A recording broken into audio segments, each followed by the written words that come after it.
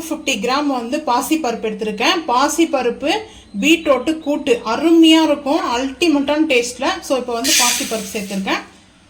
Wash பண்ணிட்டு வந்துடலாம். 100 grams வந்து பீட்ரூட்டை கட் பண்ணி எடுத்திருக்கேன். 300 கிராம்ஸ் வந்து டொமேட்டோ. இப்போ கொஞ்சமாக கல் உப்பு சேர்த்துக்கலாம். கல் உப்பு சேர்த்துட்டு 2 விசிலுக்கு அப்புறம் பார்க்கலாம். ஆன் பண்ணிட்டு உருளி வச்சுருக்கேன். ஹீட் ஆகிடுச்சு. ஆயில் சேர்த்துக்கலாம். வெங்காயம் வந்து நல்லா வதங்கணும் ஃபஸ்ட்டு. ஸோ அதுதாங்க மெயின் தேவை. இப்போது ஹை ஃப்ளேம் பண்ணிக்கலாம். இப்போது ஆயில் ஹீட் ஆகிடுச்சு. கடுகு சேர்த்துக்கலாம். அதுக்கப்புறம் சீரகம். சீரகம் வந்து நான் 2 ஸ்பூன் சேர்ப்பேன். இந்த சின்ன டீஸ்பூனில் பொரியும் போது நம்ம ஆனியன் சேர்த்துக்கலாம்.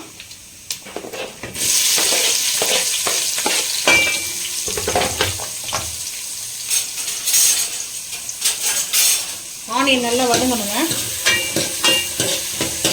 ஆனியன் நல்லா வதங்கட்டும், பார்த்துக்கலாம்.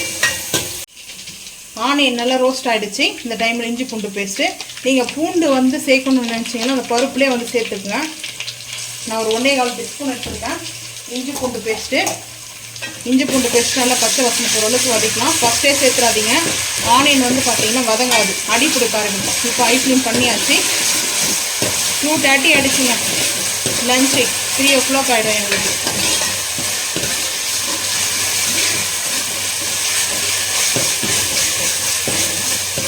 இஞ்சி பூண்டு பேஸ்ட்டு பச்சை வாசனை போடும்போது பெருங்காயம் சேர்த்துக்கலாம். பெருங்காயம் வந்து கொஞ்சமாக சேர்த்துருக்கேன், எல்சி பெருங்காயம்.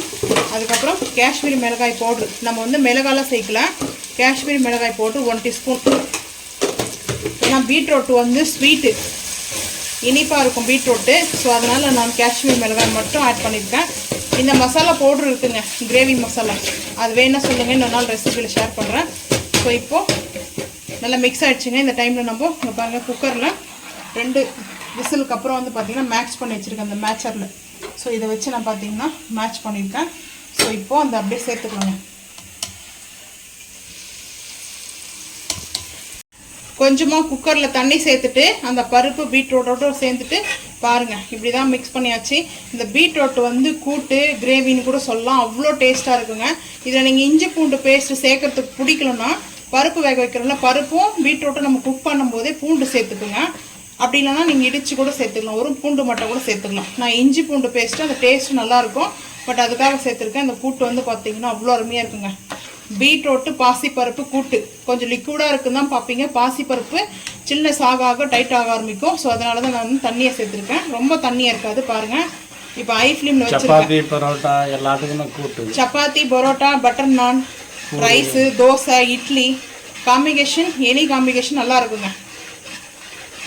ஸோ இது எங்களுக்கு ரொம்ப ஃபேவரட்டான டிஷ் வந்து பார்த்தீங்கன்னா. ஸோ இதை ஃபைனலில் வந்து பார்த்தீங்கன்னா 1 டீஸ்பூன் வந்து நான் நெய் ஆட் பண்ண போகிறேன். கீ வந்துட்டு நெய் வந்து பார்த்தீங்கன்னா ஆப்ஷன் தான், வேணும்னா ஆட் பண்ணிக்கோங்க, அப்படி இல்லைன்னா விட்டுடுங்க. ஸோ நான் வந்து நெய் 1 ஸ்பூன், பட்டர் கூட சேர்க்கலாம். இது வந்து நார்த் இந்தியன் டிஷ்ஷுங்க, ரொம்ப ரொம்ப favourite north Indian dish. So இதில் வந்து பட்டர் சேர்ப்பாங்க ஃபைனலாக. நம்ம வந்து நெய் சேர்த்துருக்கோங்க பாருங்கள். நெய் நல்லா மிதக்க ஃபைனல் அந்த நெய் சேர்க்கும் போது அந்த டேஸ்ட் வந்து பார்த்தீங்கன்னா அவ்வளோ சூப்பராக இருக்கும். பிளாக் சனா மசாலா இப்படி தான் இருக்கும். ராஜ்மா கூட இப்படி தான் இருக்கும். பிளாக் போட்டு அதை இது பண்ணி ராஜ்மா கிரேவி கூட ஸோ இந்த மாதிரி தான் இருக்கும் டெக்ஸ்சரு. ஸோ இந்த டெக்ஸ்சர் வந்து பார்த்தீங்கன்னா பீட்ரூட்டு பாசிப்பருப்பு கூட்டு டெக்ஸ்சர் வந்து பார்த்தீங்கன்னா அவ்வளோ அருமையாக இருக்கும். ஸோ இந்த ஒரு ரைஸு ஒரு அப்பளம் இருந்தால் போதுங்க, இந்த கூட்டோட மிக்ஸ் பண்ணி சாப்பிடும்போது அப்படி இருக்கும் டேஸ்ட்டு. ஸோ நான் வந்து ஊறுகாய் வச்சுருக்கேன், ஆம்லா ஊறுகாய். ஸோ அதோடு தான் சேர்த்து சாப்பிட போகிறோம்.